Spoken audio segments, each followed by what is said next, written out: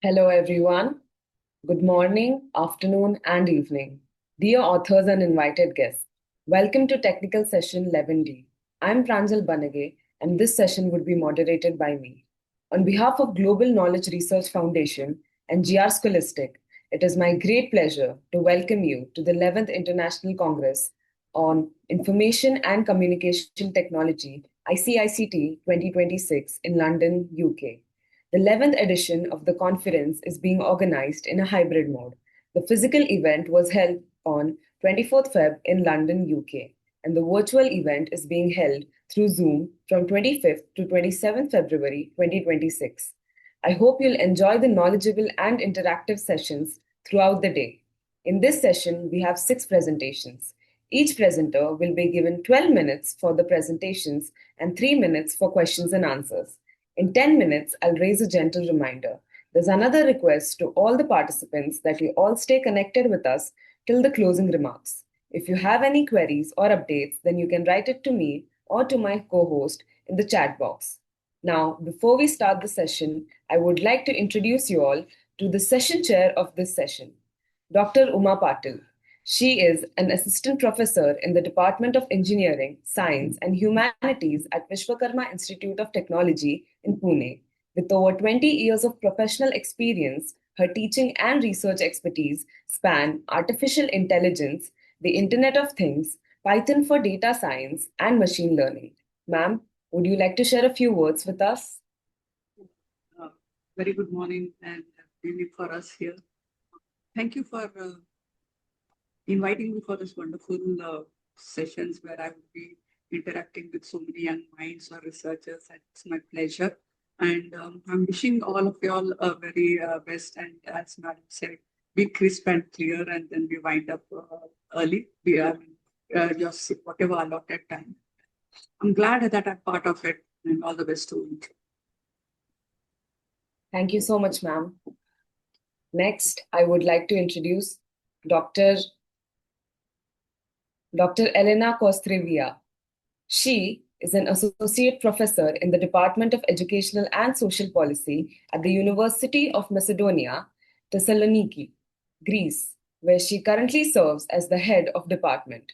Her academic work focuses on the intersection of technology and special education, particularly for individuals with visual impairments. Her key areas of expertise include assistive technology, special education, cognitive development, and accessibility, contributing to inclusive and accessible educational practices.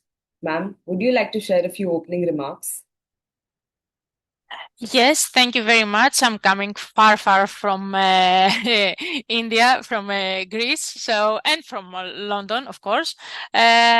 So thank you for this invitation. I'm honored to be here with you, and I'm looking forward to talk for all these interesting issues that I read in the context of this session. Thank you very much. Thank you so much, ma'am. Now we'll be starting with our presentations. First, I would like to call upon Nura Mohammed Sani, and I would ask him to present his paper on automated glaucoma detection using a hybrid deep learning approach. Sir, you may present your paper by sharing your. Can you see the slide? Yes, sir, your screen is visible. Good morning to you all. And it could put in slide. You said? So can you please present it, Okay. a slideshow? Yeah. Thank Is you. that okay? Yes, sir. Please. move. Okay.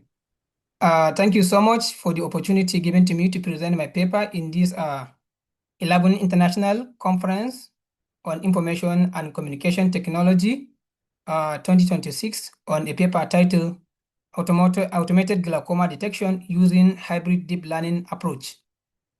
My name is Nura Masani. I am from Federal Polytechnic Kaltungo, Nigeria, with my co-author Prof. Rina Satpute from India. So here is the outline of the presentation, starting from the introduction, problem statement, up to the last one, conclusion and future work. So when we talk about glaucoma, it's a global, is a public health problem, which leads to irreversible blindness. What we are saying here, glaucoma is a disease that happen to people without noticing it until it progresses to final stage. Especially in Africa, including Nigeria, uh, glaucoma affect millions of people and is often, as I said earlier, detected at last stage. 90% or more than 90% of cases are in low resource region, which are detected at advanced stage, making treatment very difficult. The reason why the treatment is going to be very difficult is that when patient is detected has glaucoma, then at that time the patient is blind and it cannot be able to reverse to go back to the normal state that is seen now. So the best solution is to detect the disease, this kind of disease from early stage, so that medication will be given to the patient so that he will recover. But if it's reached to the final stage, it cannot be reversed.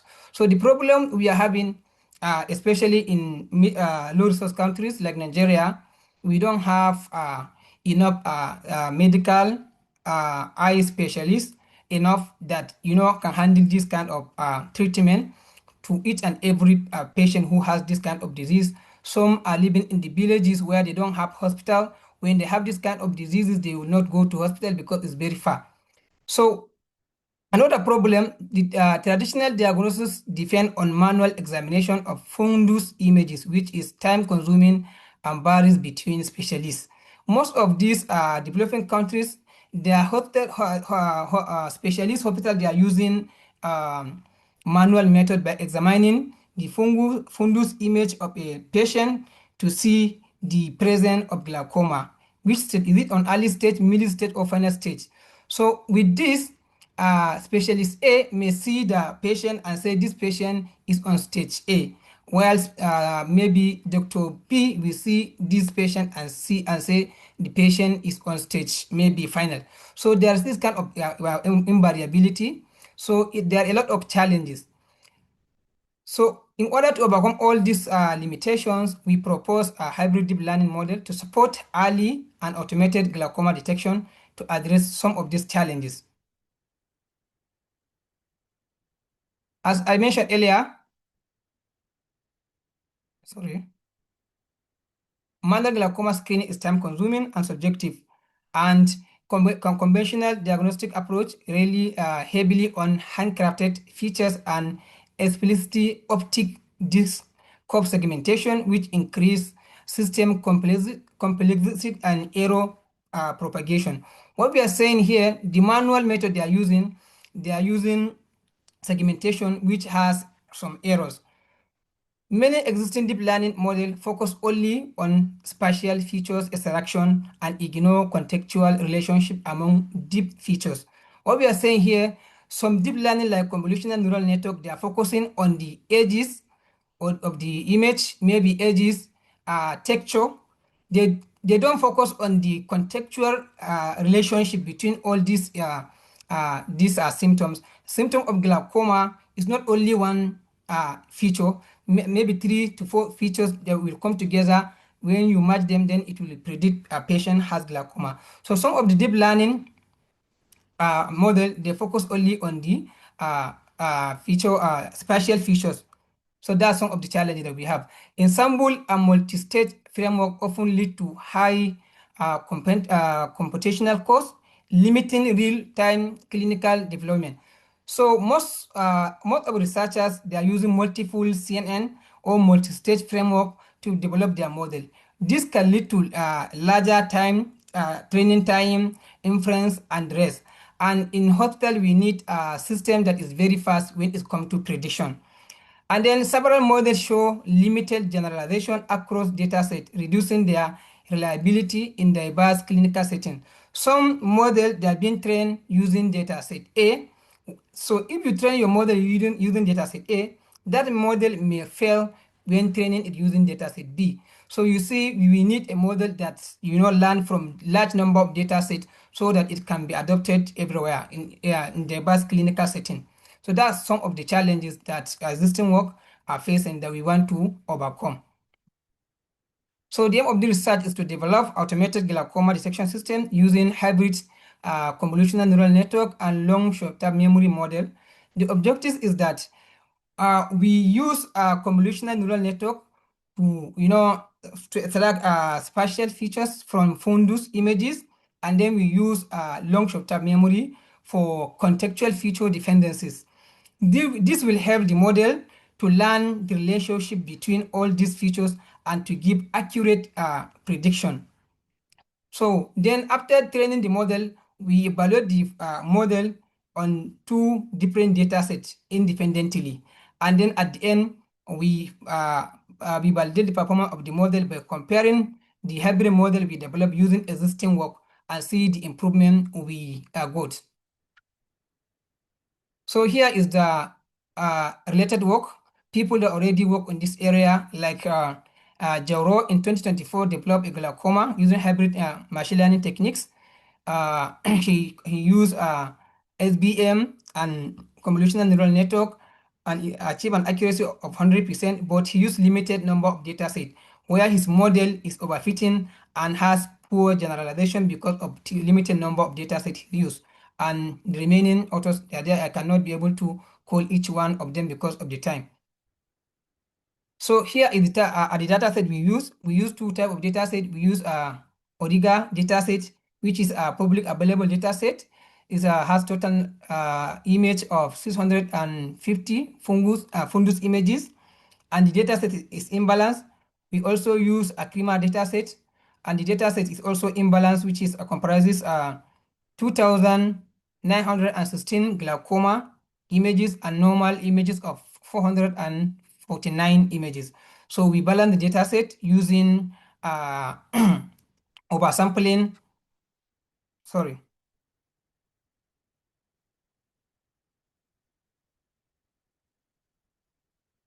We balance the data set using random on the sampling of the majority classes to create balanced distribution before training. So if you train your model with data that is imbalanced, you may get inaccurate result.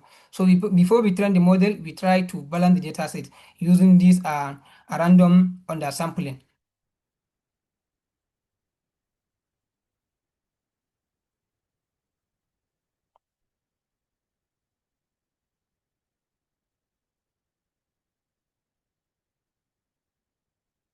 Sorry, you cannot move.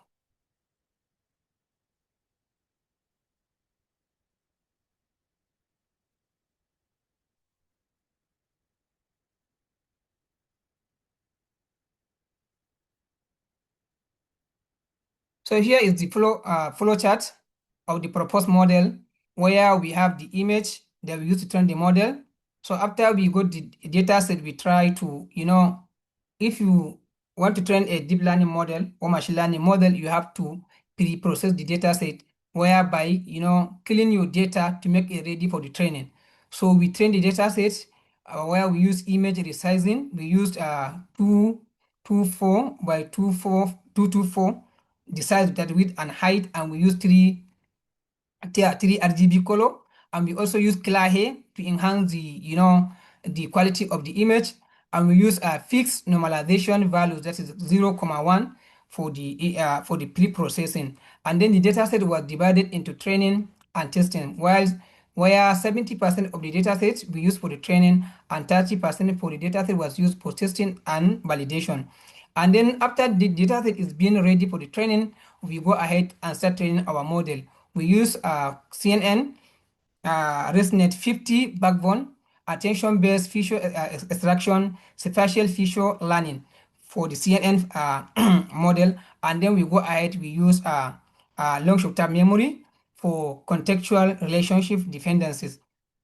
So after we train the model, we use some evaluation techniques to evaluate the performance of the model to see how good the model learned from the training we gave it. So we use accuracy, precision, recall, F1 score, and ROC area under the curve to evaluate the performance of the model.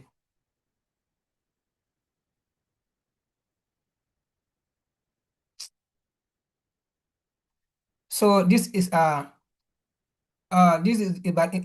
is experimental setup. model configuration, the proposed model asset retina fundus images resized to, as I said earlier, 224. Why is it like this? 224 by 224 as a size with the modified ResNet 50 backbone. The CNN component extracted hierarchical spatial features using convolutional layer with up to 512 filters, that is neurons, enabling the deep representation of the retina structure. Then the log short-term memory layer with 256 units is integrated to model the contextual dependencies among the extracted features. The classification head consists of fully connected layers arranged in 1024, the large features to, then we continue reducing it to the important features to 512 to 256, then to the final architecture, which is a probability of the presence of glaucoma or absence of glaucoma, progressively reducing the dimensionality before final prediction. To prevent overfitting, dropout regularization is applied with a rate of 0.4 in the long short-term memory layer and 0.5 in the final classifier. For the training configuration, the model was trained using ADA optimizer with a binary cross entropy loss function appropriate for binary classification of glaucoma and normal cases. So the reason why we use binary cross entropy is because we are building a model that will predict something as binary, maybe 0 or 1, present or absent. That's why we use cross entropy loss function. And then training was conducted with a batch size of 32 for 100 efforts, balancing computational efficiency and model performance. The dataset, as I said earlier, was divided into 70 for training, 15% for validation, and 15% for testing to ensure fair evaluation of the model. So after the model is being trained, so we use our evaluation techniques to evaluate the performance of the model. But your time is up. I'd request you to conclude your presentation. Okay. So here is the result of the model. We have two datasets, Akrima dataset where we achieve 100% accuracy precision recall F1 score. On the Origa dataset, we achieve 94.8 accuracy up to F1 score of 93%. So this is the result of the model, and this is the confusion matrix. This is the ROC. This is the training and validation performance of the hybrid model, and this is the ablations result of the study. So in conclusion, in the research, we are able to develop a hybrid model which combine convolutional neural network and long short-term memory for automated glaucoma detection using retinal fundus images. The proposed model effectively combines CNN-based spatial feature extraction with long short-term memory-based contextual features modeling to enhance classification performance. Experimental result on the Origima and Akrima dataset demonstrated high accuracy, sensitivity, specificity, and AUC, confirming the robustness and generalization capability of the hybrid approach. Future research will focus on integrating the proposed model into real-time clinical decision support system. The robustness of the model will also be evaluated using larger and more diverse multi-center dataset. In addition, the applicability of the proposed approach will be explored for other diseases and general medical imaging tasks. So that's our work and the future direction of our work. So thank you for listening. I'm happy to answer of your question. The session chair, do you have any questions for him?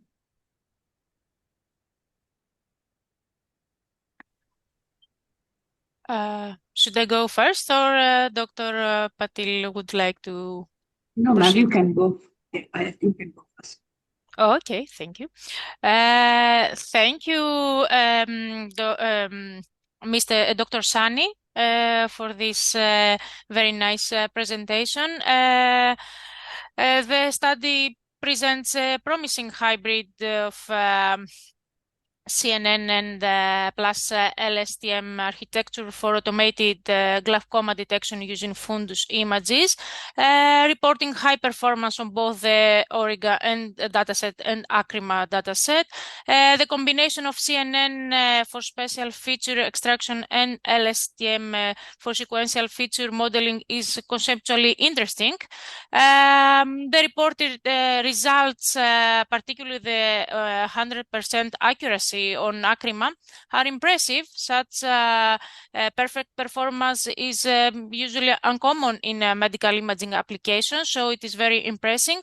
One question I would like to pose to you: what methodological choices enabled or led to these impressive results according to your experience? What were these methodological choices that you made and you had such impressive accuracy on Acrima? Yeah, I think it's the combination that we had. We use spatial attention mechanism. We combine, CNN alone can do it, but because it's focusing only on spatial features. So when you combine the another, like this long short-term memory is work most of the time for text and real-time data. So when you combine them, the strength of two model uh, and the state of two model, this one will learn from the, as I said earlier, spatial features, and this one will model the contextual relationship between these features, will give good result. And then also we use Kilahe to enhance the quality of the images. The images, the quality of the data you use to train your model and the large data you use to train your model determine the high performance of your model. So I think all this combination that we have, two models we combine together with attention mechanism that we have and the Clahe technique that we apply enhance the quality of the images, give us this high performance of the model. But I think in the future I will suggest to use maybe other cross validation technique in order to validate the performance to check it very well. So we already check the maybe if the model is overfitting or not overfitting, but in our chart you see here it's not overfitting. This one is sure it's not overfitting. So I think it's all this combination that we have. That's why we achieve this high performance result. Great. Thank you very much. Congratulations on your work. You're welcome. Thank you so much. Yeah, it's a nice presentation, and I mean, even I was amazed with the results of 100%, as ma'am said. And you answered the question. Achieve those results. One good question that I have from my, I mean, a couple of questions from my end is. Excuse, can you? I can't hear you well. Can you come off? Yeah. 1 second. Am I audible now? Yeah, audible. So my question is, you have taken two data sets. Did you combine them and use, or did you use it separately? But I could see you had used it separately. What made you take these two data sets separate? Two data sets. And another thing I want to ask is, since you have achieved 100% accuracy, did you validate it with any ophthalmologist or something with the results that you have got? Let me answer the first question. You're talking about why did I use two data sets? Your voice is just cracking. Is that the question correct? Oh, yeah, correct. Initially, we trained the model using Origa dataset.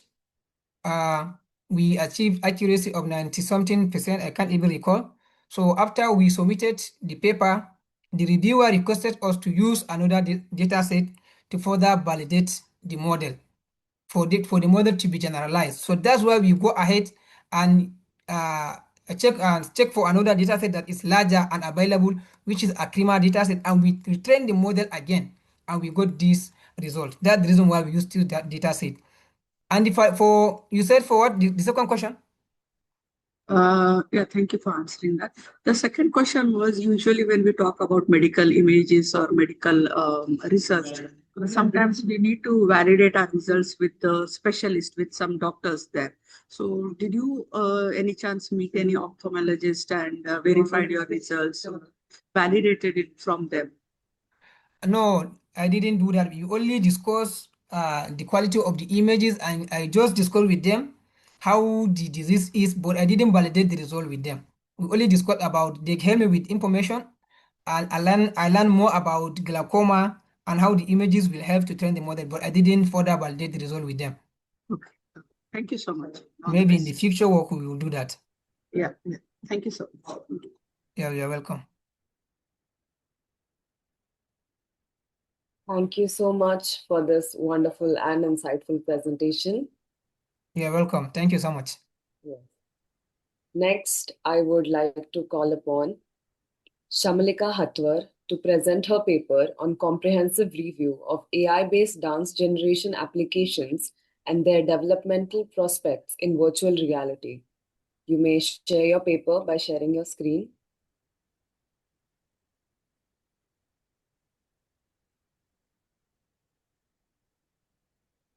Noora, can you please stop sharing your screen? I wanted to stop sharing it. I did okay, I saw it.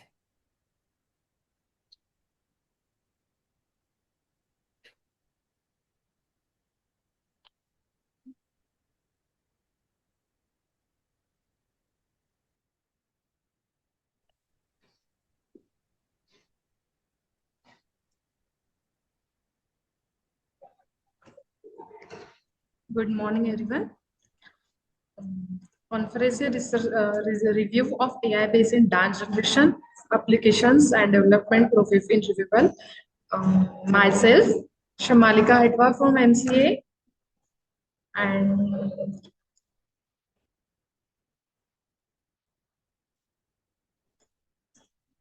dance is a complex artistic form involving movements, rhythms, motions, and spiritual coordination. The set advantage in artificial intelligence have transformed creative domains such as music, art, and choreography. AI enables automatic analytics and statistics of complex human dance movements. Integration of virtual reality (VR) provides impressive and interactive dance experiences. Automated dance generation makes choreography more accessible to non-professional users.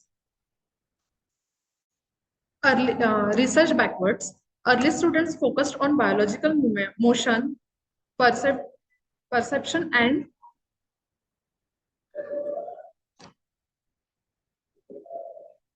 human action recognition. Motion capture and deep learning models enable accurate dance movements analysis. Multimodal learning combines music, motion, and visual data for realistic choreography. VR platforms enhance engagement and creativity in dance learning and performance.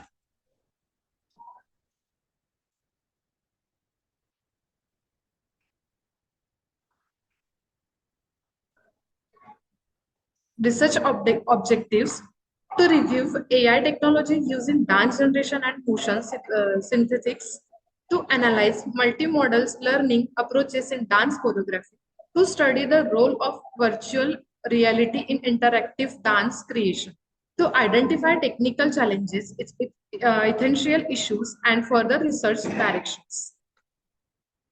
Defining AI-based dance generation and NLP analogy. Defines key concepts: AI-based dance generations, automatic creation of dance movements using AI models, motion capture, recording human movements, data for training AI systems, multimodal learning, combination audio, visual and motion data.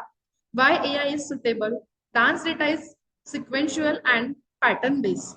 Suitable for deep learning, AI can model temporal dependencies and stylistic variations automatically. Enables scalable and creative choreography generation. AI techniques for dance generation. AI techniques for dance generation. First of all, we have need to deep learning models. In deep learning models, CNN, RNN, LSTM, GRU. There are AI technology for dance generation. There are two types, like deep learning models and optical transports and diffusion models. In optical transports and diffusion model, alignments realization, and also traditional models, music drive models, and multi-models function. Traditional models, HMM, basics approaches, and in music driven models, rhythm, tempo, multi-models function, music, movements, and motions. NLP techniques for misinformation detection. Conventional machine learning uses TF, IDF, bag of words, and n-grams with classifiers like Navia, Bayes, and SVM. Deep learning models, CNN, RNN, LSTM, and RGU automatically learn complex text patterns and contacts. Transfers-based models, contact-aware models improve understanding of semantics and intent. Likeness and semantic analysis examines sentimentions, writing style, emotions, sarcasms, and synthetic structures. Fact-checking and knowledge graph, verifying claim by linking text to trusted database and future sources. Multimodal and NLP combines text with images, videos, and metadata for better misinformation detection. Datasets and benchmarks. Popular datasets, CMU motions captured database, ICICT++ dance dataset, professional motions captured recording, limitations, small dataset size and limited cultural diversity, noise and occultation in motion captured data, high cost of dataset creation and innovation. Challenges and limitations.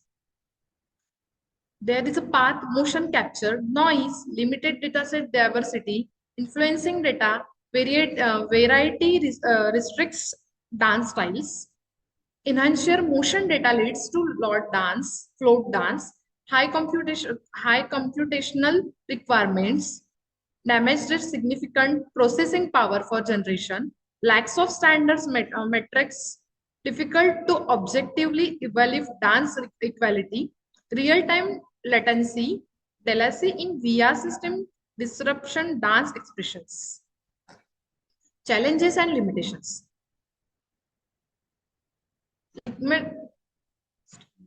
Linguistic ambiguity, irony, and figurative languages are difficult for NLP models to interpret accurately. Data quality and availability. Social media includes social media data is noisy, unstructured, multilingual, and challenges rapidly for all time. Model limitations. Deep learning models required large level data sets and often lack interpretability. Generalizations issues. Models trained on one platform for domain perform poorly on others. Adversarial attacks, mission formations is intentionally modified to avoid detection system.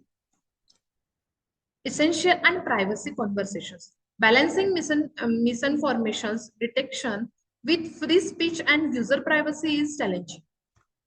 Case studies and real world applications. Dance generation system for gaming and entertainment. VR-based dance learning and fitness platforms. AI choreography tools for detail for performance.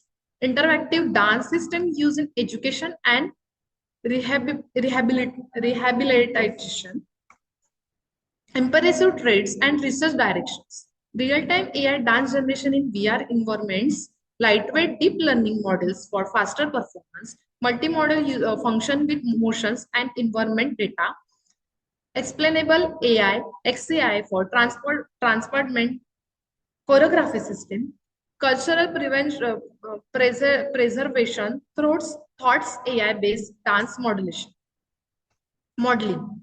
Conclusion: AI and virtual reality are significantly reshaping modern dance choreography by introducing innovation tools that enhance creatively performance and audience expressive. These technologies allow choreographers to design complex dance movements. Virtualization performance is virtually environment, environments and experiments with new artistic possibilities that were not achievable through traditional methods. Multimodal learning, which combines music, motions, and visual data, plays a critical role in impressive the realism, accuracy, and expressiveness of AI generation dance, making movements more natural and emotionally enhancing. For future work, development of learner culturally deserves dance data sets, integrations of real-time motions captured and wearable sensors, improve explainability of AI dance models, expansion of VR-based dance tools for education and art. References adoption F Smuts H Marvel T Marable G and these are the references. All these are there are 6 types in the references. All these are the references where we mentioned here. I have referred for my research. So that's it from my end. Thank you very much. So that's it from my side. Thank you so much. The session chair, do you have any questions for her?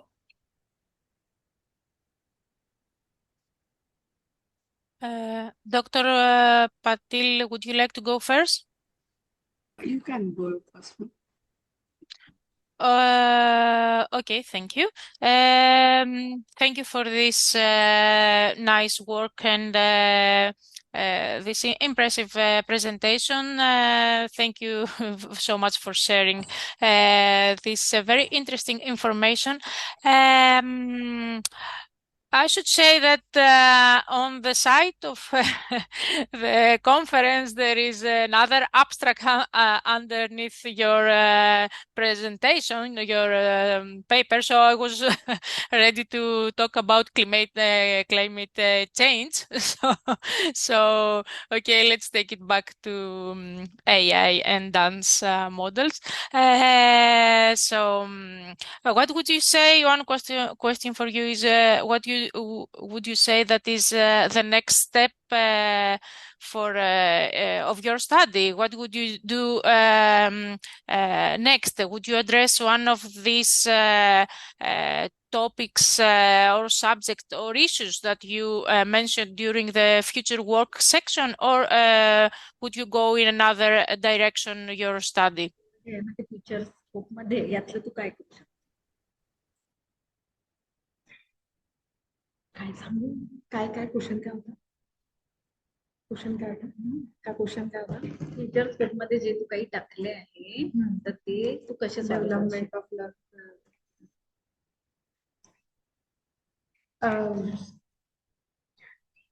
in the for the future work, we have to learn dance from the AI, which no one knows the dance, how to dance, or how to learn the dance, how to learn the motions when the beginner way. Then we have to we have help there to the with the help of AI generation, which is used by the detective goggles, which is used for the clarify their motions by the AI base. Then there we learn to how to move the hands, legs, and in the rhythm on the music, which we have to learn from the basic to advanced. On the beginner layer, we beginner stage, we we have to dance from the which style we from the beginner layer they don't know to how to dance. So then we can help her to create AI based dance generation, which is I can perform. Sorry, I can explain there. So uh, about this all, we can help to how to dance, how to learn to dance with the rhythm and the basic uh, movements which can use in the different motions. Good. Thank you very much. I hope you will be able in the future to promote more your work and start working on the directions you are interested in. Thank you very much, both of you, and congratulations for your work. Thank you so much, ma'am. Thank you. Yeah, I mean, like your topic was a comprehensive review of AI-based dance generation, application, and development prospects in virtual reality. We have done, I mean, like it was a review, of course, it was a review, but again, where would you take it along? Like you have given a lot of future scope of that, as Madam was asking. Sorry, What ma'am. as Madam was asking you, what is your future scope or where are you going to carry forward this work into, right?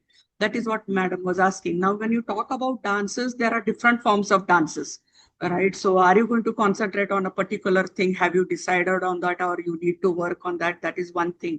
When you come to an international conference, I mean, like this is just for you to what to say, I mean, it's not to demotivate you, but it's just a piece of advice that come thoroughly prepared. Read the slides properly because much of the things you were not reading. I was feeling that you were reading them for the first time. I don't know if Madam felt the same thing because there were a lot of things that I felt you were reading it for the first time. I was I don't humble, know. that's why, ma'am. I know Sorry it's for okay. that. It's okay. It's okay. That's all part of it. But I feel you could have presented it better. And I think this should help you. I mean, for many more conferences that you'll be presenting your work in. Finally. Yeah, I will Thank try, you very ma'am. much. Thank you so Yeah, much. thank you. Thank you. Thank you so much, Shamalika, for that interesting presentation. Thank you, ma'am. Thank you. Welcome. Now, I'd like to move forward with our next participant, Rochelle John Robinson. I would invite her to present her paper on efficiency analysis of European pharma supply chain, insights from ARIMA and random forest models. You may start with your paper by sharing your screen. Thank you so much. I hope I'm audible enough. Yes, ma'am, you're audible. Thank you.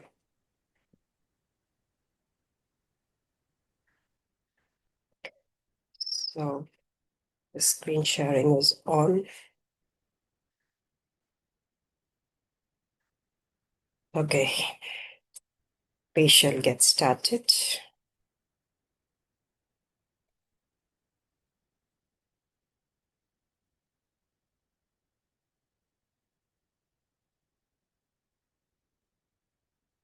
As efficiency and analysis of. Sorry, there was a break.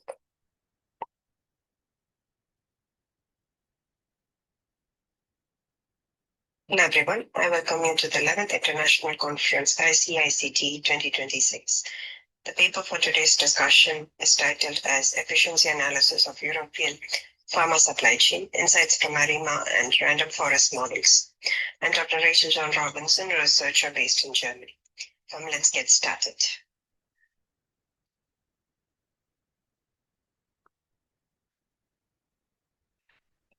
The agenda would be as follows, starting with an introduction to the paper, literature piece, methodology, and then we see the results with the conclusions.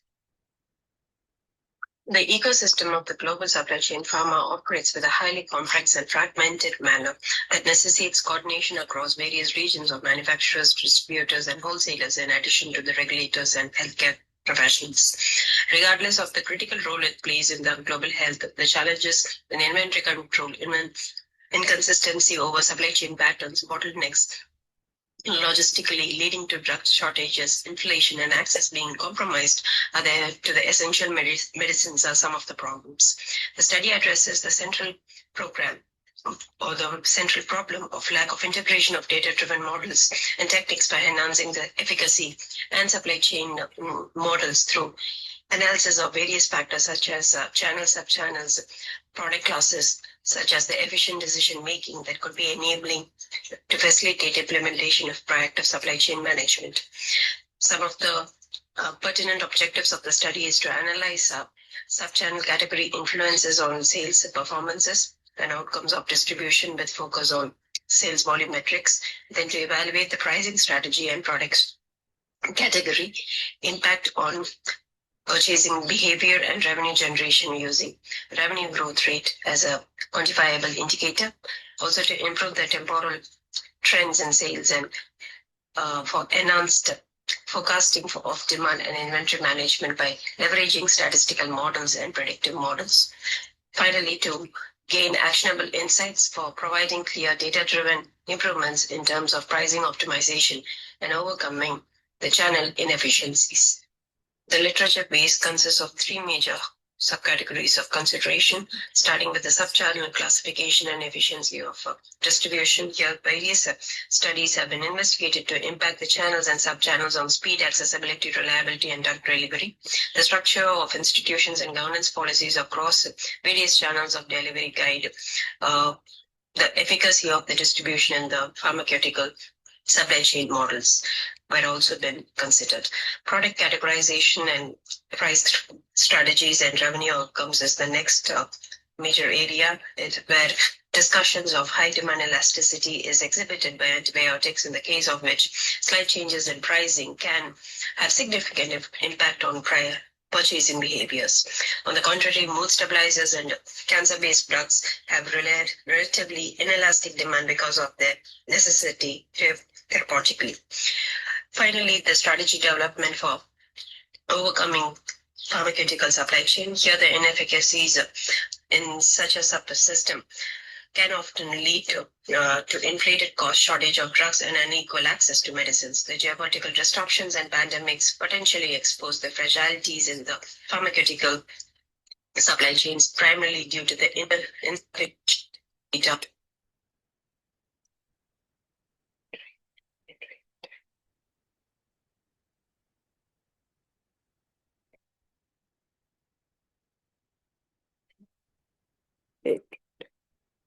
literature base that has been given to the paper. Next, coming into the methodology of conducting the study, which analyzes the patterns of trends of pricing, sales distribution, and temporal trends in pharmaceutical supply chain, uses a deductive approach in the study, reviewing well-established theories concerning the pharmaceutical distributions. The data here consists of supply chain activity transactions spanning across two countries like Germany and Poland in the European region. Literature sources have been carefully selected from the secondary data sets, research articles and books and reviews. Methodological tools that has been employed uses a practical realism of 250,000+ records of data set using the Foresight BI tool system had been implemented with the support of other documents like the ethics approvals and collaborative forms wherever required to enhance the study. The actual data processing had the following steps of first cleaning the data set, knowing incomplete and inconsistent responses from the data to ensure the clean manner of the data for further analysis. For example, around 2,633 records which had the negative sales values were a clear signal for the need of data cleaning.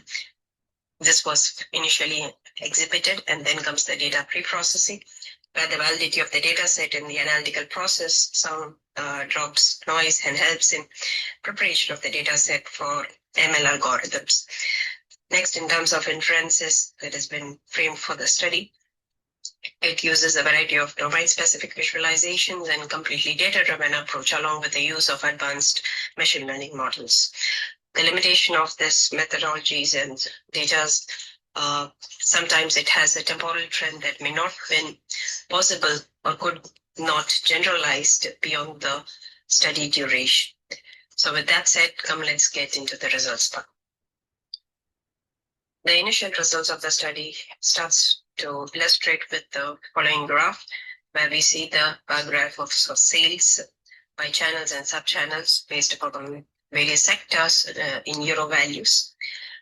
Basically, pharmaceutical retail leads in contribution with the total sales generated of 3.38 billion over the period of 4 years, which is in concentration of 28% to the entire market value. This is closely followed by the hospital government-based institutions that contribute 26%, followed by the pharmaceutical industries institution-based sectors, which contributes 24.4%, and lastly 21% contributed by the private hospitals. The centrality of the retail pharmacies is illustrated by the descriptive analysis of the pharmaceutical ecosystem, particularly for widespread networks of distribution that ease public drug access.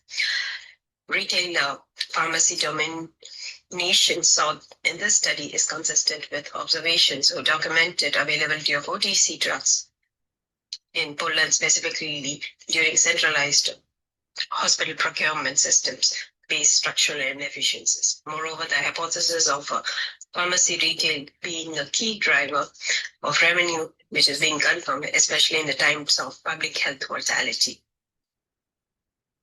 With that getting said, the next bar depicts the revenue of the best performing product class per month over the period of 2017 to 2020. Here we see the best performing product classes showed the way seasonal variations align with the demand of specific subchannels. For instance, peak sales of antiseptics in February 2017 had suggested heightened procurement by hospitals in periods where infection prone, whereas more even distribution was displayed by analgesics and mood stabilizers in both hospital and pharmacy channels, indicative of the widespread use of the care settings that are acute and chronic. Analysis of these dynamics reinforce the idea that not only private public differences shape in the channel specific consumption, but a significant role is also played by disease seasonality, procurement cycles, and treatment types. In line to that, next we see the table which summarizes the revenue forecast of the 12-month period in 2021 across the therapeutic class as generated by the ARIMA model trained using 2017 to 2020 data. The results create a clear domination of the analgesic based on revenue, followed by mood stabilizers for their consistency with chronic use and applicability on a large scale. Insights were provided beyond point estimates of this inferential forecast. Though the incorporation of variability and confidence intervals demand risk can be quantified by pharmaceutical managers. The highest volatility is presented by antibiotics and antimalarial drugs, which aligns with the seasonal infection cycles of the region's spread diseases. In continuation to the results discussion, we see how the pharmaceutical supply chain revenue channels have been broadly categorized, starting with the government hospitals, which focuses on health needs, having a market share of 1.5 million. Then getting into the private hospitals, which has a stable sales and targeted strategies, having a market share of around 2.1 million. And finally, the pharmaceutical retail industry, which is having the highest revenue with highest volatility of 3.38 million.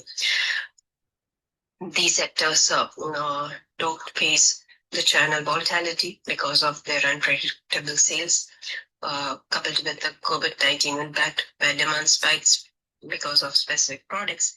And finally, the price inelasticity, where the demand is not price inelastic. So the inelastic nature of medicinal demand is heightened by these findings. Importantly, an elevated demand was observed for antiseptics and mood stabilizers upon analyzing the 2019 impacted data of 2020. This increase in demand has not been linked to pricing changes, but rather to concerns about public health and trends in mental health. The necessity for real-time and robust forecasting models over price-driven demand shaping is emphasized through these observations. Finally, to address how to enhance the pharmaceutical supply chain efficacy, one of the major areas that could be concentrated is starting from optimizing the channel structure, high revenue channels like pharmaceutical retail, while managing volatility, leveraging the stable channels like private hospitals for predictable sales. Then implementing data-driven forecasting using ARIMA for accurate and sales projections and real-time demand analysis to avoid price-driven strategies. Next, in terms of adjusting inventory strategies, maintaining lean inventory for stable products and buffer stock for volatile ones to reduce waste and ensure availability. Finally, aligning pricing with the public health, ensuring pricing strategies that completely align with the regulations and support public health objectives, considering inelastic demand.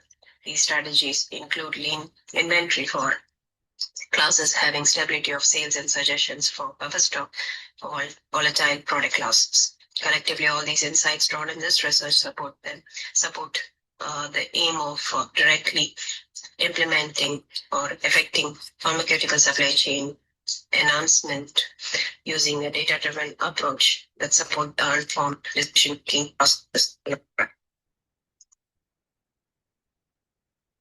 These are the references used, and that said, I thank you for your time and attention. I'll be happy to connect with you, and I'm now open for your questions.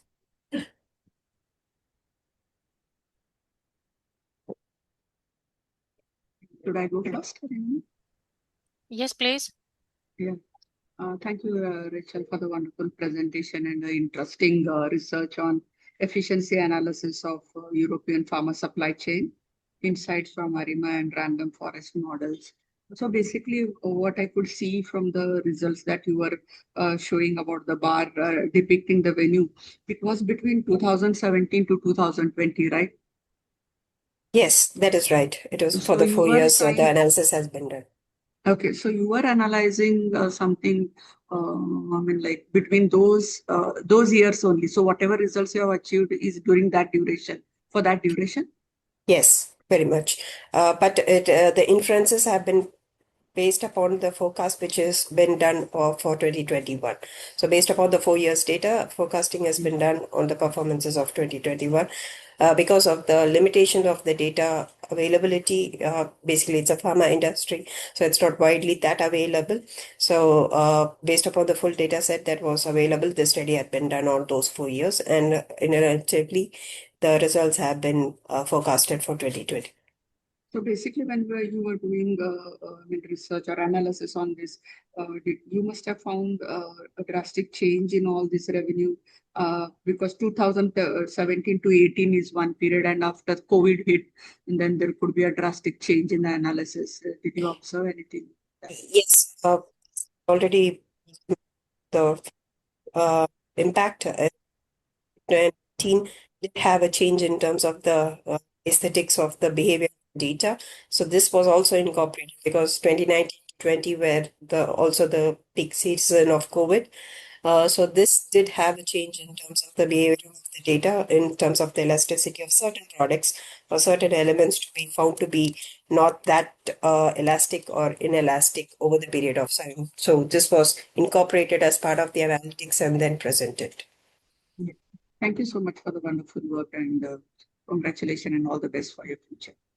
That's it from my side. Thank you for this wonderful work, Miss Robinson.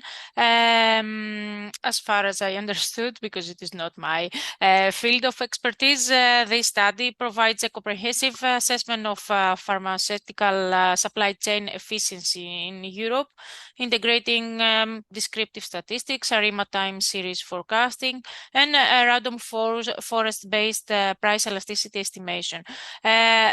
I find that the multi-method framework is a notable strength of your work, and also particularly the combination of econometric forecasting with machine learning techniques to address demand responsiveness and revenue optimization. And congratulations for this great work.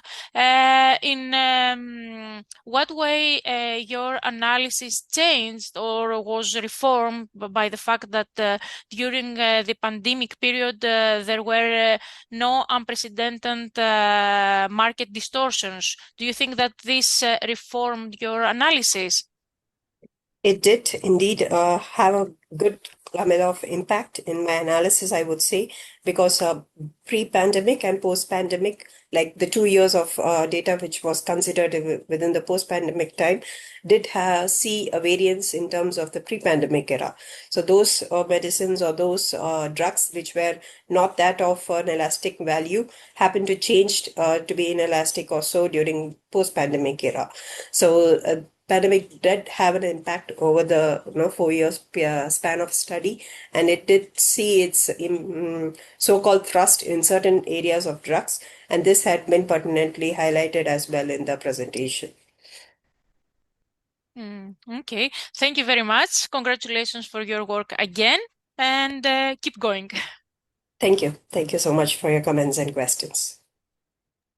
Thank you so much, Ms. Robinson, for that well-structured and well-presented talk. Thank you. I'm delighted. Next, I'd like to call upon Mohammad Redwan Ghazi to present his paper on efficient emotion detection using BERT with an integrated Go emotion and CC0 dataset. You may present your paper by sharing your screen.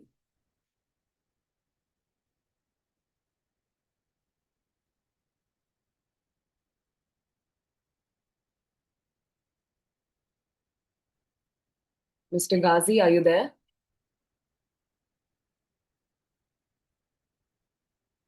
Hello, can you hear me?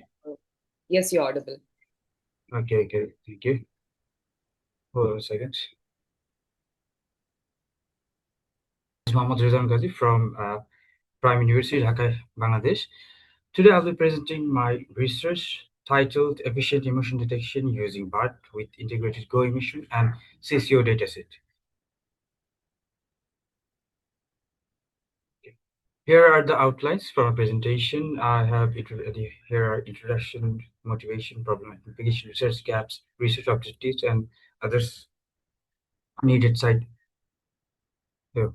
So to start with my presentation, we need to understand what is emotion. Emotion is a complex behavioral and psychological phenomenon. According to Ekman, there are 6 basic emotions. Today, emotion detection is very important in areas like healthcare, business, and security. However, traditional rule-based methods fail to capture sarcasm and context, so we propose a deep learning methods-based solution using BART using a large dataset. The motivation of our work comes from the 3 main challenges. First, massive social media text requires automated emotion detection. Second, traditional lexical method failed to complex language. Third is transformer models like BERT allow better contextual understanding. So here the problem identification. We have real-world real-world application. Emotion recognition struggle with nuance in social media. Uneven or biased data makes results less accurate for less common emotion. High accuracy scores can be misleading when data is unbalanced. And there are some key problems in our existing research. There are rare emotions like fear and disgust are poorly detected emotions labeled overlapped across datasets. Transformers are expensive. and sometimes lack contextual perception. So, from literature, we identified several research gaps: lack of large and balanced datasets, weak fairness-aware evaluation, poor handling of multi-level emotion, limited scalability, and fairness integration.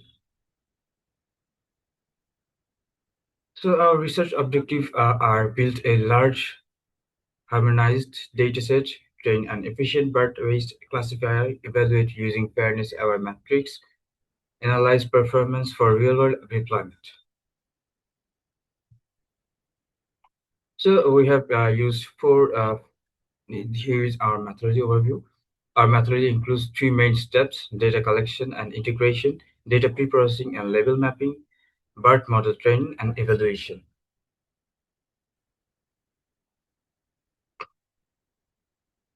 Here we have the steps are being separated. Like data, first we have started with the data cleaning, then tokenization, then splitting the data set into three sections: training, validation, and test. Then model was initialized, and then we started our training. Then validation started. After that, we had the evaluation charted. Here, as I've mentioned, we have separated our dataset into three sections, which was training, validation, and testing. For training, we have used 80% of our dataset. For validation, that was 10%, and finally there is testing, which has also had 10% of the whole dataset. For label mapping strategy, we have consolidated fine-grained emotions, single-labeled assessment, duplicate removal, ambiguity resolution.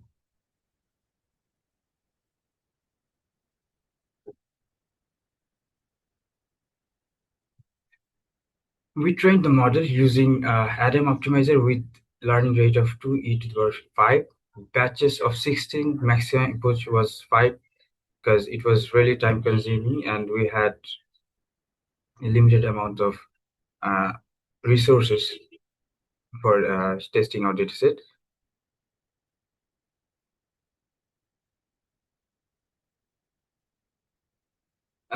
Here we have our dataset. After finalizing our dataset, there was approximately 84%, 84.1% was neutral, 7.1% was happy, 3.5% was sad, fearful was 0.2%, 0.1 was disgust. Here we can see that as extreme plus imbalance affecting model fairness.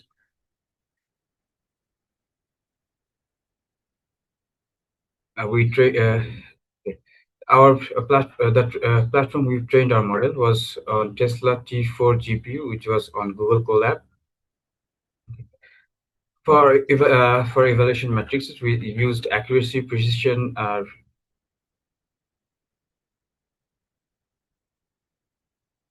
For evaluation, we have used accuracy, precision recall, and F1 score. We also used macro F1 for fairness and weighted F1 for practical performance. Accuracy alone is not reliable due to the class imbalance. So we have used multiple matrices for the analysis.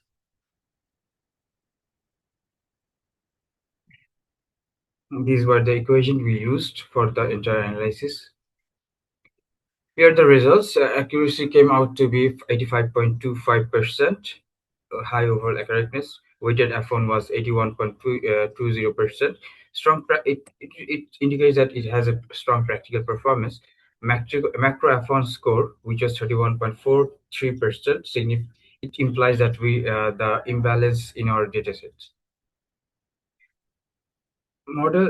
We can see that model excels on common emotion but struggles with rare ones like disgust. Here are more elaboration of our results. For each classes, there is precision and recall and F1 score is shown for each classes: neutral, fearful, angry, disgust, happy, surprise, calm, and sad. Okay. The confusion matrix shows that sad and calm often predicted as neutral, angry and disgust are confused. Neutral is often predicted as default. The main reason is class imbalance and contextual similarities between emotion. The model prefers frequent patterns and ignores rare emotions.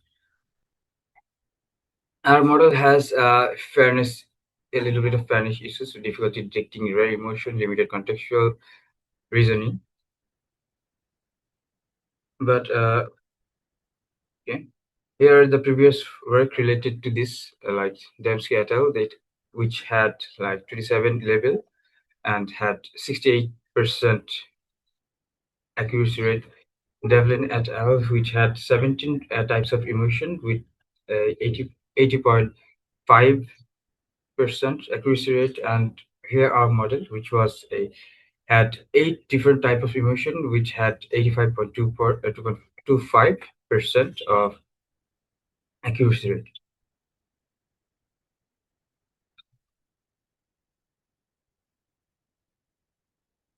Here, the overall conclusion was that we built an extensive emotion dataset. We achieved 85.25% accuracy using part within a comprehensive framework.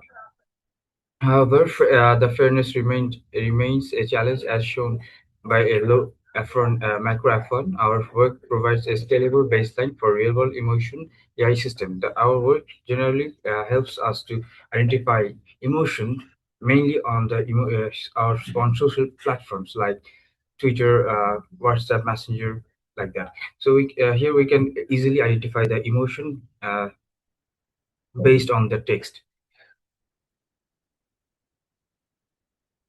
For future work, we would like to propose by creating a balanced and multi-level dataset to capture diverse and complex emotions fairly, use efficient transformer models with extended context window for deeper understanding, enhanced recognition for rare emotions through fairness-aware and adapting learning method. And here are the references that we have used for our research.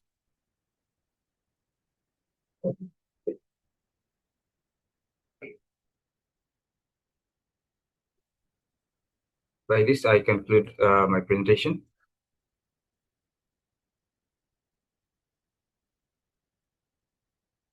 Hello. Yes, sir. Ma'am, do you have any questions for him? Should I go first? Yes, ma'am. Yes, ma'am. Thank you. Congratulations, Mr. Ghazi, for this great work. Your presentation is well structured, and there are a lot of insightful results and information there. So thank you very much. This study seems to tackle an important challenge in affective computing by conducting large-scale supervised emotion classification using a merged dataset derived from Go emotions and emotion sentiment dataset. The dataset size represents a strength of your work, while a key contribution of your paper seems to be its transparent multimetric evaluation approach. And congratulations for this work. If you were asked to design a study in order to close the gap by rebalancing the data and moving to a multi-label modeling, how would you proceed? First, I would say I would have tried adding some synthetic data to balance out my whole dataset, because as you have seen, my dataset is severely unbalanced. Yeah, the neutral had the dominance over the other emotions, so the overall macro score is quite low. So in future, I would hope to first use some different approach. One I have mentioned, like synthetic creation of dataset, like to balance out the data, and then I will hopefully will have the better results on this dataset, and also use that for multi-level dataset system.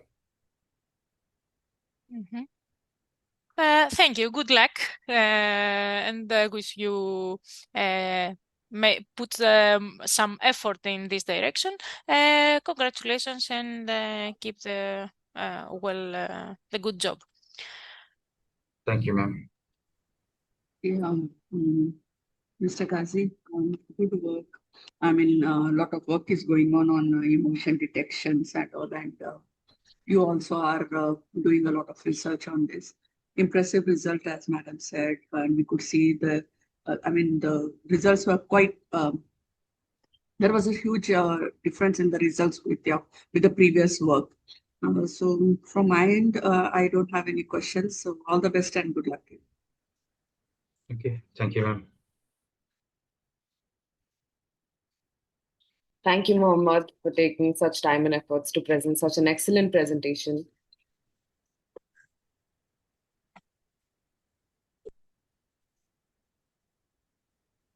Now, next, I would like to call upon Hamza Saud to present his paper on enhanced gamma distribution based sampling for imbalanced classification problems. You may present your paper by sharing your screen. Okay, just give me 1 second. Also, I'd like to apologize to everyone in advance if I mispronounced your name. It's all right, don't worry about it. All right. Let me show my video.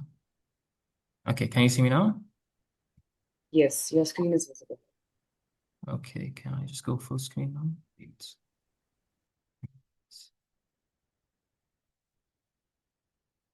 Okay.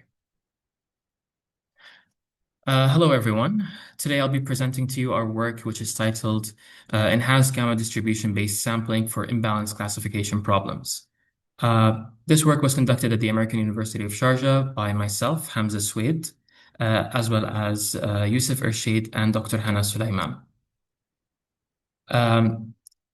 So to think about machine learning in general, we often come across problems where there is imbalance in data sets.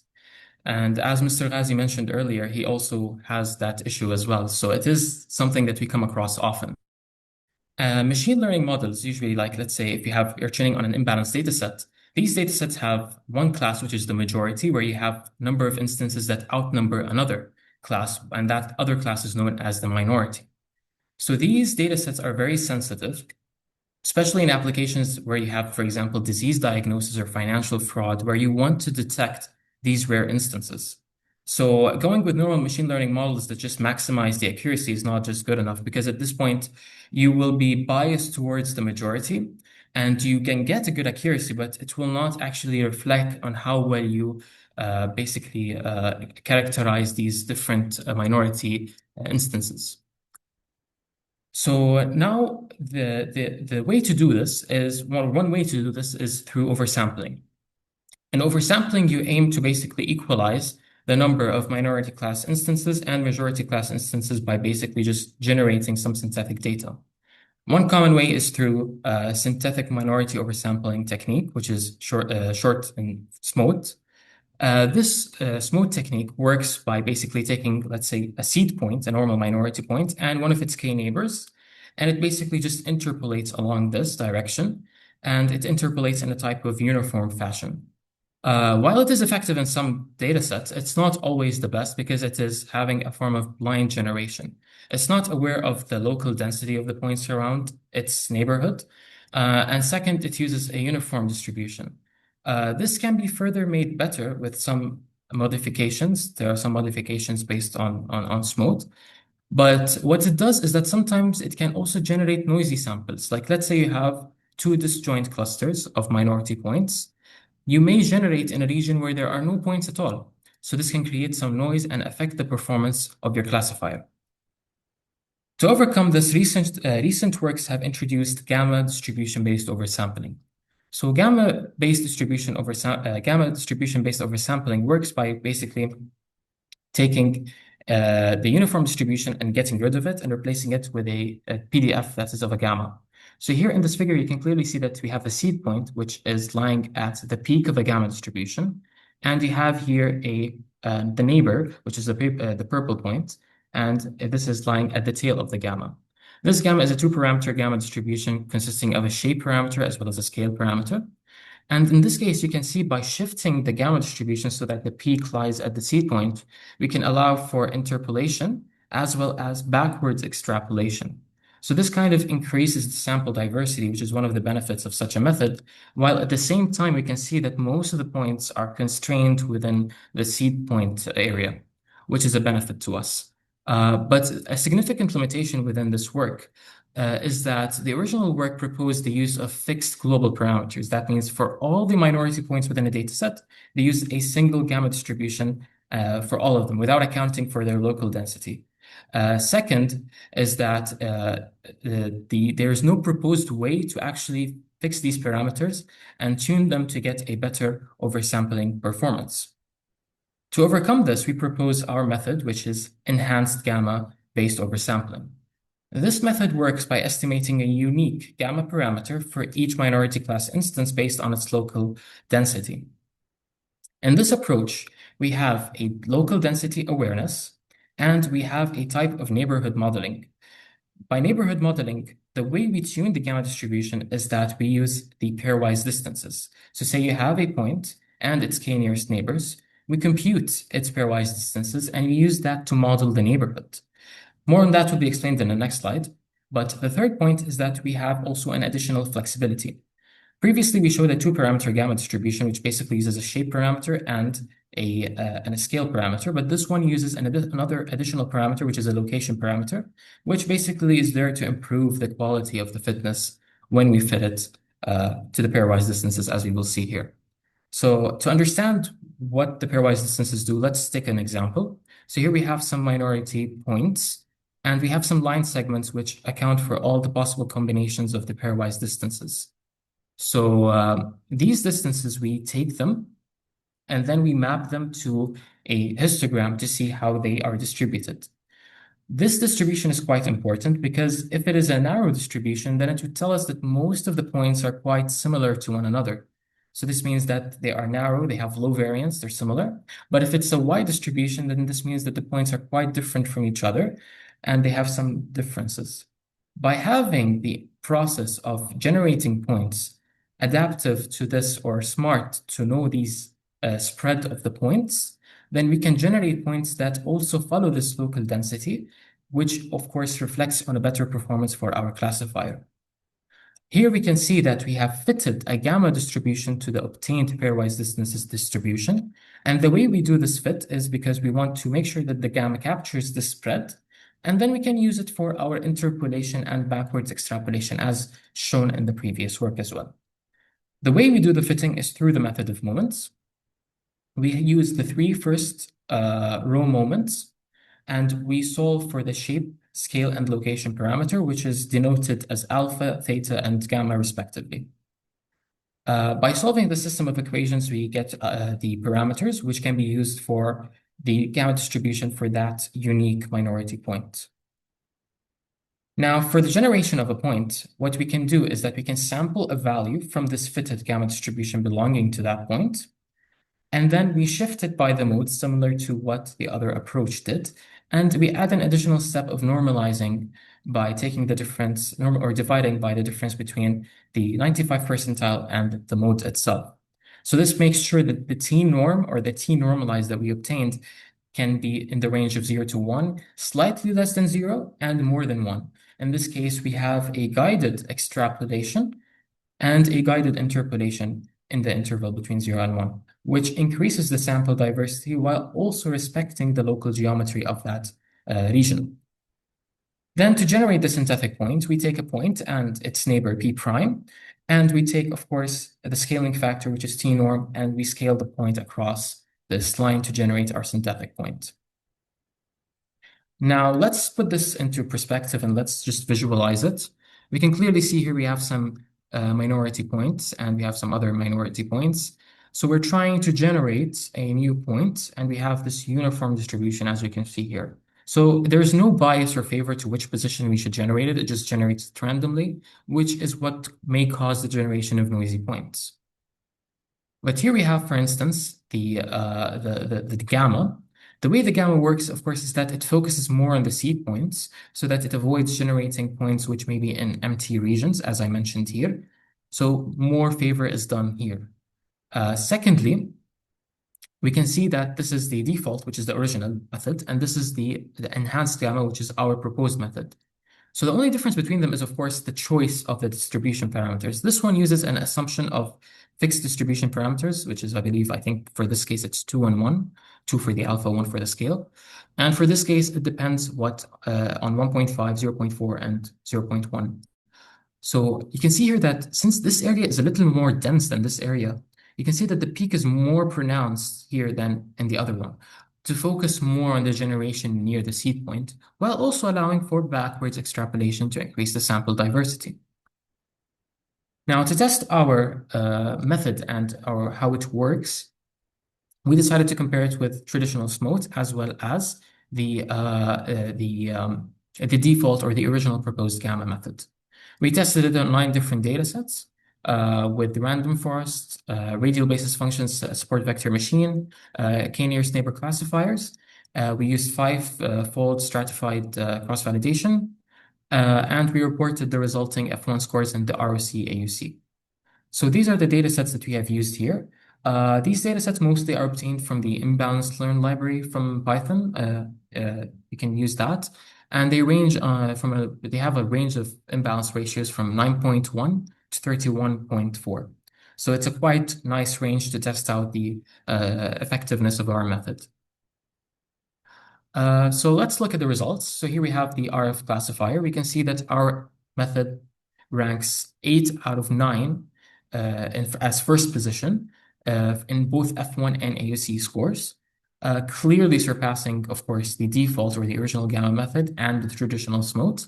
The original here stands basically for the no oversampling, just the raw data as it is, without adding any synthetic data. So you can clearly see the importance of accounting for the local density in this case. Secondly, we see the same trend as well for the RBF SVM classifier. We see a continued trend where there is a better performance overall. And in some cases, we can see also default gamma performing better, but this is just depends on the nature of the data sets at the end of the and then we have the KNN classifier as well. We see the same trend of good performance, achieving top in 7 out of 9 datasets for the F1 score. Now, let's discuss this a bit more. The enhanced gamma method, as we've seen, the benefit of it is that it's a bit adaptive to the local density. And now we have a guided form of extrapolation that allows for generation of points outside of the path between the neighbor and the seed, which allows for the better sample diversity, as I've mentioned before. And the reason why this all works quite well is because research has shown that the resulting distribution of pairwise distances from a normally distributed or a Gaussian distributed features produces a distribution that is almost resembling that of a gamma distribution. And this helps us a lot when modeling, and this is why when we fit the gamma distribution as shown in this example, we can see that the gamma fit is quite well defined here. So with this case, we should also consider the computational trade-off. Calculating the pairwise distances as well as fitting a unique 3-parameter distribution will add a computational overhead, which is clearly shown by the results here. But this is, I believe, worth it for applications where you need to find out what is happening, like medical applications where every single classification of a minority is important. To conclude, in this work, we have proposed an adaptive density-aware oversampling method based on the gamma distribution. We have replaced the global parameters with instance-specific gamma distribution. So that means for each minority point, we have a unique gamma distribution. And from the results, we've shown that we have outperformed standard SMOTE and fixed gamma methods. These are the references. And thank you so much for listening to me. And if you have any questions, I'd be glad to take them.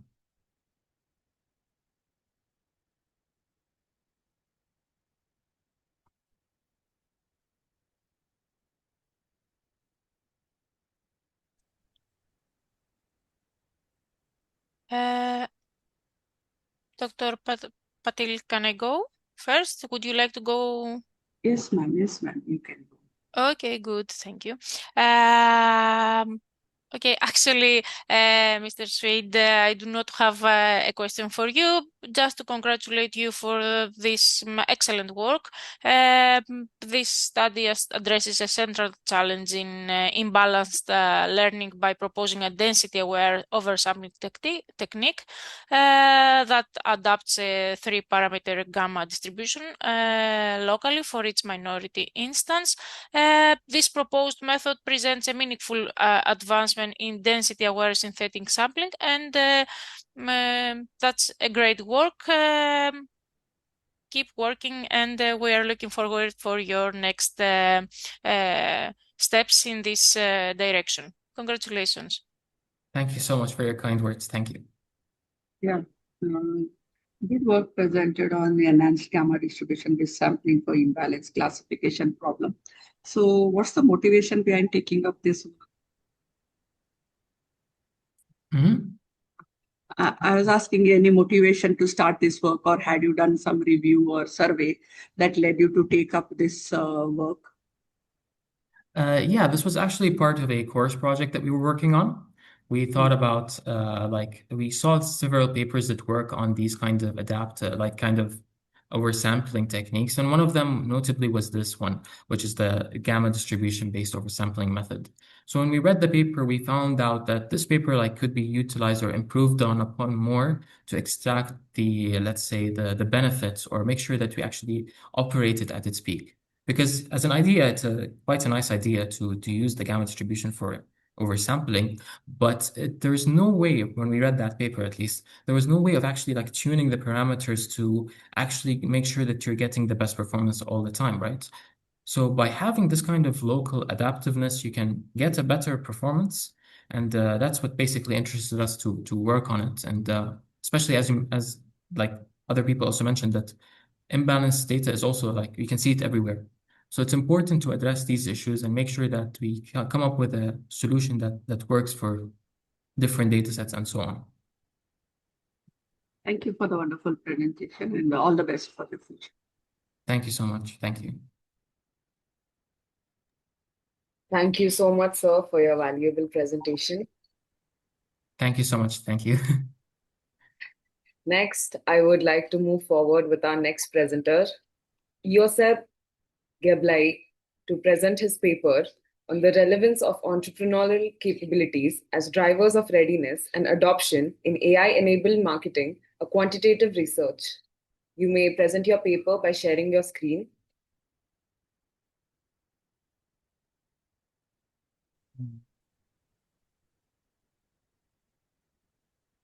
Are you there? Yes. Yes, can you all hear me? Yes, sir, you're audible. All right. Well, I don't know what time is everywhere, but it is 4 a.m. my time, so good morning to everyone.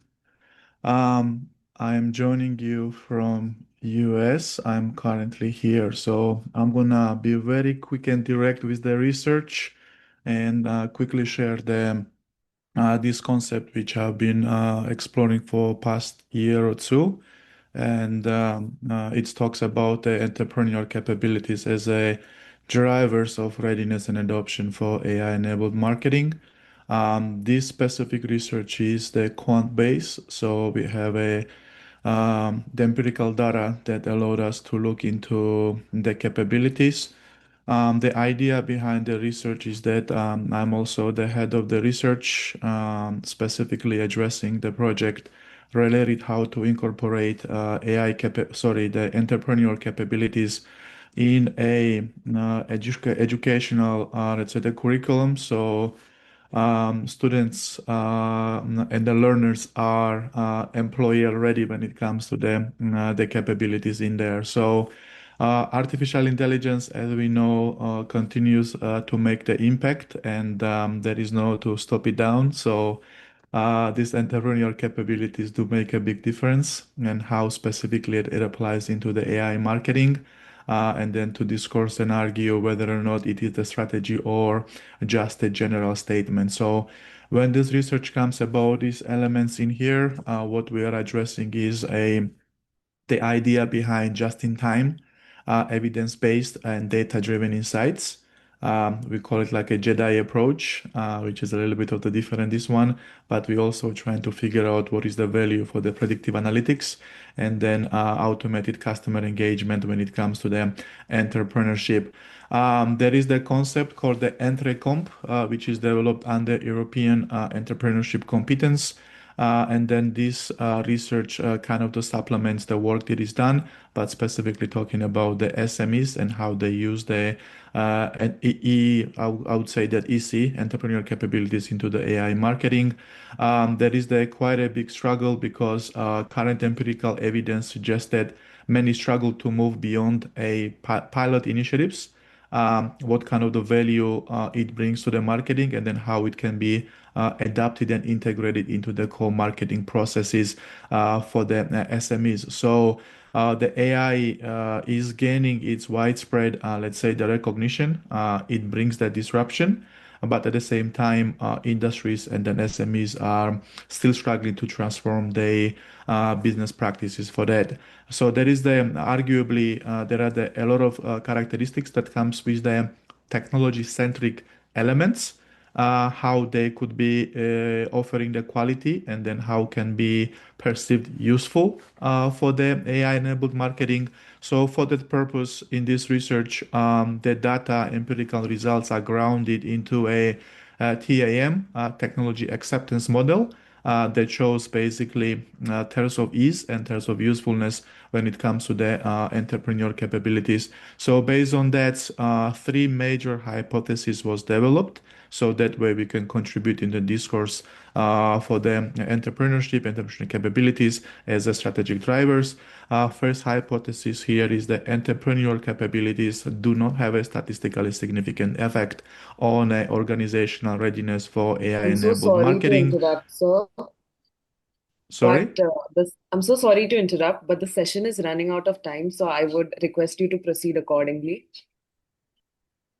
Okay. All right, that's disruptive, but yeah, so we have a second, the hypothesis here, which is the organizational readiness does not have statistically significant effect on AI-enabled marketing adoption, and then organizational readiness do not mediate the relationship between entrepreneurial capabilities and AI-enabled marketing. So if we don't have time, here is some of the information, which is a research based. The purpose one AI adoption for organizational readiness, entrepreneurial capabilities and innovation, AI in marketing and performance impact, specifically addressing the predictive analytics into a customer retention, talking about the capability and readiness link, how it connects for entrepreneurial capabilities.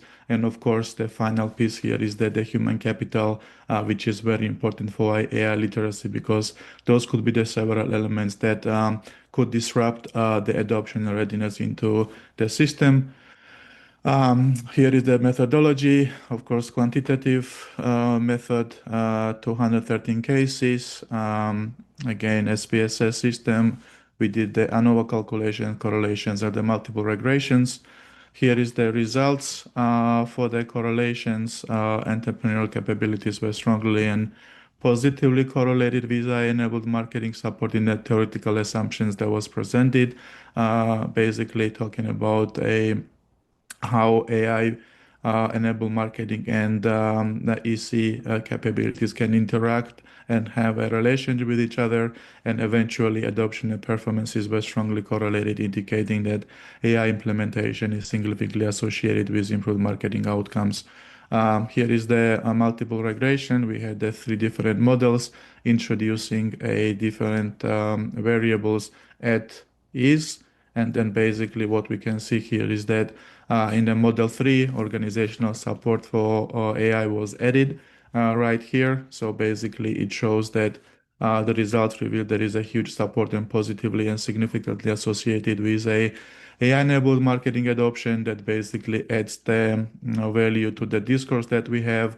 Here is some of the questions and results that goes with the discourse. The ease of adoption, ease of use, which shows that integration into the TEM model, which was proposed initially when research started, Here is the information how it supports the hypothesis that I mentioned was proposed. So basically, data supports what we have presented. However, as a researcher, I would argue that because there is the three additional, let's say, the works that we have in progress at the moment, specifically studying the capabilities into the fast-moving environment.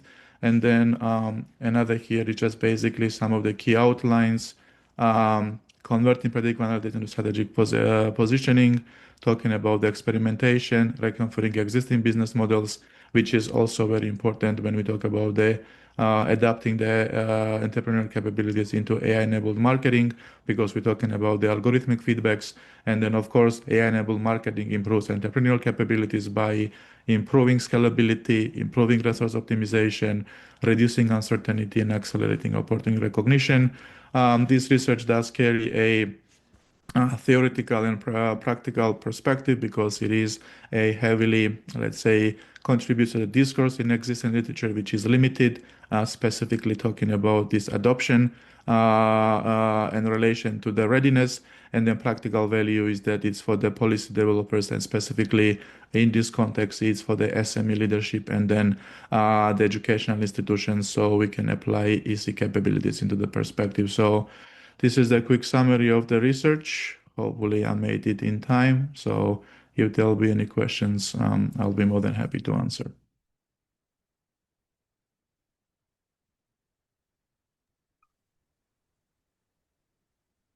Eleni ma'am, do you have any questions for him? Yes, congratulations for your great work. Would you say that entrepreneurial capabilities are antecedents of readiness, or readiness, however it was shaped, predicts entrepreneurial capabilities? I think it goes both directions. What would you say? Yes, this is a really good question. It's a part of the good discourse. Entrepreneurial capabilities, indeed, based on this research, does support the concept. However, there is a argue that how adoption works. So basically, the discourse can be created about the, let's say, the SME readiness with its personnel. How well are we coaching them to understand the algorithmic bias? Because many today not ready to accept the algorithms, but eventually the direction we are moving forward, it basically asks us to better coach and prepare our teams, or at least the department, so they don't work in a silo. So this EC capability does support, for example, that it is a pre, let's say, the requisite for it. However, it should start way before, so that's embodied as part of the processes. So this is the bigger research, and this is we are using this Entrecomp, the framework which is developed by EU, and then we're trying to argue against that and to see that it's not just the adoption and readiness, it is actually making sure that EC is implanted into the beginning where learners prepare themselves, so when they go in the real work experience, they are not new to this algorithmic, let's say, that the procedures and processes. And that entrepreneurship is basically being a little bit of the innovative, that's the disruption component. So when we have that element already at the place, that algorithm does not really make a big difference because we are ready to perform alongside with that. So that readiness and adoption goes with each other, and this is one of the reasons why I use the theory or the framework or the technology acceptance model. So that way it connects all the dots together. Yeah, I see. I understand. And this is my also point of view. And thank you very much. Keep working, even if it is not before getting in a business. Upskilling is also Absolutely. always in the topic, in the main topic of the agenda of the EU agenda. Absolutely. So keep working. Thank you very much. Yep. That was a wonderful work. Relevance of entrepreneurial capabilities as drivers of readiness and adoption of AI-enabled marketing. You have been doing a good research and keep it up and all the best for your future endeavors. Thank you. Thank you so much, sir, for your valuable contribution. And I'm so sorry for disrupting your presentation, but we were running out of time. Yes. So I would like to conclude this session by sincerely thanking all of our authors for their excellent presentations and valuable contributions to this session, and all our participants for being a part of this international conference. I hope this session was informative and enriching for everyone. All the presenters will receive their digital certificates via email within 2 working days. The publication will be live within 7 to 8 months. Kindly cooperate with the ICICT 2026 team. On behalf of the entire team, thank you for your continued support through the 11th edition and all the previous editions. We look forward to welcoming you again for the 12th edition in 2027. Now, as a token of appreciation, I would like to present this certificate on behalf of Team ICICT 2026 and Global Knowledge Research Foundation and partners. I would now like to invite our session chair, Dr. Uma Patil, to deliver some closing remarks. Yeah, I mean, interesting topics, diverse topics, and presented well. And there was a good research going on from the young people here all across the globe. So I was very happy listening to them. Thank you for inviting me again. Thank you again. Thank you so much, ma'am.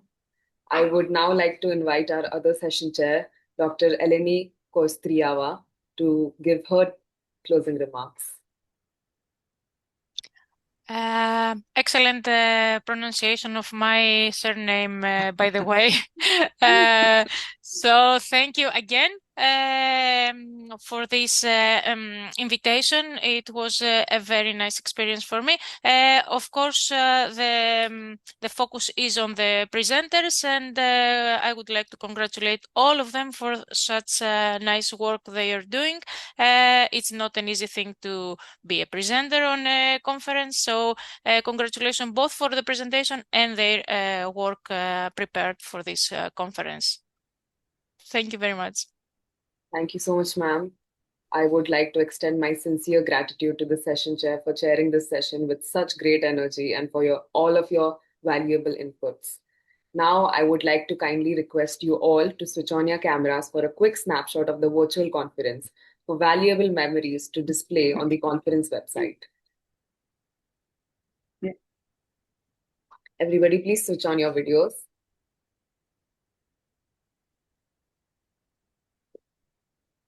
Give me a big smile.